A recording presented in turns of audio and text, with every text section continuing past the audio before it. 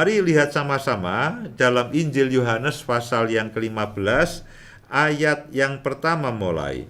Injil Yohanes pasal yang ke-15 ayat yang pertama. Saya berharap dari perikop ini saudara akan mendapatkan gambaran Roh Kudus akan mewahyukan kepada saudara, memberikan pengertian kepada saudara bagaimana saudara bisa berbuah di dalam Kristus. Judul perikopnya adalah pokok anggur yang benar. Akulah pokok anggur yang benar. Ini Yesus berkata, aku Yesus pokok anggur yang benar, dan Bapakulah pengusahanya. Bapalah yang punya perkebunannya. Setiap ranting padaku, nah ranting itu menggambarkan saudara dan saya. Setiap ranting padaku yang tidak berbuah, dipotongnya. Dan setiap ranting yang berbuah, dibersihkannya, supaya lebih banyak berbuah. Kamu memang sudah bersih karena firman yang telah kukatakan kepadamu. Tinggallah di dalam aku dan aku di dalam kamu. Saudara bisa bayangkan jenis hubungan yang Tuhan itu maksudkan. Jadi ada satu persekutuan di mana saudara dan saya tinggal di dalam Kristus, lalu Kristus tinggal di dalam saudara. Saudaraku tidak, jadi kita ini bukan hanya begini, Pak saya ini orang Kristen, saya pengikut Tuhan Yesus. Tidak ada salahnya ya kita paham maksud saudara bahwa saya sebagai orang Kristen kita mengikut Tuhan Yesus. Tapi sebetulnya yang firman katakan itu Kristus tinggal di dalam saudara, saudara tinggal di dalam Kristus menjadi satu. Jadi saudara mau mengikut siapa? Karena Kristus yang saudara ikuti sebetulnya ada di dalam kehidupan saudara, sehingga apapun yang saudara lakukan itu sebetulnya Kristuslah yang melakukan lewat saudara. Kristuslah yang melakukan di dalam saudara, karena Kristus tinggal di dalam kita dan kita di dalam Kristus, sehingga saudara dan saya itu menjadi satu. Sehingga pada setiap kali kita melakukan perjamuan kudus, kita makan dan minum perjamuan, Kristus tinggal di dalam kita dan kita di dalam Kristus. Nah, Alkitab mengatakan jenis hubungan yang Tuhan mau itu adalah kita dengan Tuhan itu nyatu.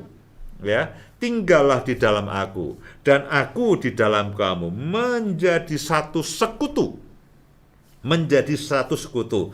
Sama seperti ranting tidak dapat berbuah dari dirinya sendiri kalau dia tidak tinggal atau dia tidak nempel pada pokok anggur. Demikian juga kamu tidak berbuah jikalau kamu tidak tinggal di dalam aku. Nah, ayat yang kelima perhatikan, akulah pokok anggur dan kamulah ranting-rantingnya. Barang siapa tinggal atau menempel atau bersekutu di dalam aku dan aku Kristus di dalam dia, ia berbuah banyak.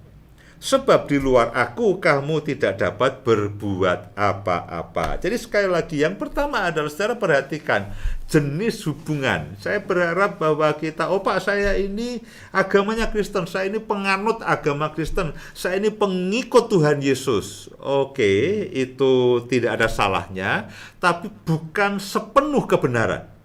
Kebenarannya adalah kita ini bukan hanya sekedar orang Kristen, kita ini bukan hanya sekedar pengikut Tuhan, tapi kita ini merupakan menjadi satu, kita ini menjadi teman sekutunya, kita ini ngeblend antara kita dengan Tuhan Yesus. Nah, itulah yang Tuhan mau. Bagaimana Pak? Saya tidak bisa membayangkan. Ya, itulah kebenarannya. Sama seperti begini, suami dan istri itu menjadi satu daging.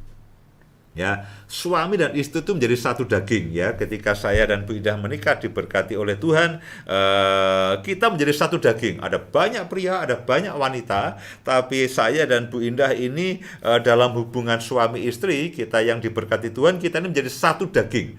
Dan apa yang kamu bukan lagi dua, tapi satu. Ya, kamu bukan lagi dua tapi satu dan tidak bisa diceraikan. Apa yang sudah dipersatukan oleh Tuhan tidak bisa diceraikan oleh manusia. Nah, demikian juga dengan kita dengan Tuhan, kita ini satu. Ya, hubungan suami istri itu gambaran Kristus dan jemaatnya. Suami istri menjadi satu daging. Nah, kita dengan Tuhan itu menjadi satu roh. Ya, roh Tuhan ada dalam kehidupan, dan itu menjadi satu, itu ngeblend saudaraku. Nah, itulah yang harus kita pahami, itulah yang kita harus syukuri, sehingga sebetulnya setiap kali kita duduk diam di bawah kaki Tuhan, lalu kita berdoa, Tuhan, itu betul-betul kita ada di dalam sedang menikmati persekutuan secara khusus. Tentu bukan berarti setelah kita selesai berdoa lalu bukan berarti loh kita pisah dengan Tuhan Pak. Loh kenapa? Saya sedang bekerja. Oh tidak. Ya, sementara saudara bekerja, saudara sekolah, saudara kuliah, saudara melakukan aktivitas apapun, itu Kristus tetap tinggal dalam saudara. Tapi kan kalau kita sedang mengemudikan mobil, konsentrasi kita juga menyetirkan mobil. Kita sedang belajar juga konsentrasi kita belajar, konsentrasi kita bekerja dan sebagainya. Tapi ketika kita sedang duduk diam di bawah kaki Tuhan, ya saya suka di pojok kamar menggelar kasur lipat, lalu saya duduk di situ, ya di pojok kamar, lalu saya diam, saya berdoa, saya menyembah, saya ungkapkan isi hati saya. Tuhan, saya menanti-nantikan Tuhan berbicara. Nah, itulah waktu-waktu personal. Waktu-waktu personal. Saya tidak melakukan hal yang lainnya, saya hanya bersekutu dengan Tuhan. Nah, itu merupakan waktu yang paling intens di mana saya itu seperti ranting yang menempel kepada pokok anggurnya. Dan dikatakan kamu akan berbuah. Ya, kamu akan berbuah banyak. Kamu berbuah banyak ketika ranting itu menempel pada pokok anggurnya. Saudaraku, ranting itu ketika dia menempel pada pokok anggurnya, dia mendapatkan suplai makanan dari pokok anggur. Ya, ranting tidak cari makanan sendiri.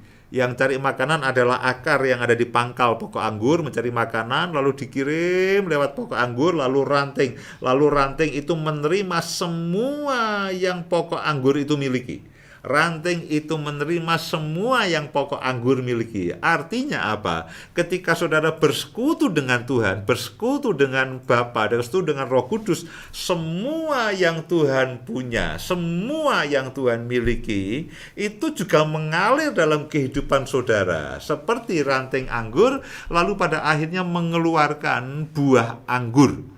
Karena apa? Dia menerima semua sari-sari makanan yang kalau itu dikumpulkan wujudnya adalah buah anggur yang enak, yang manis, yang lezat.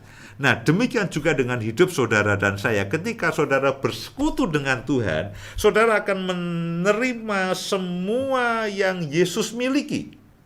Semua berkat yang Bapa miliki itu dialirkan ke dalam kehidupan saudara dan saya.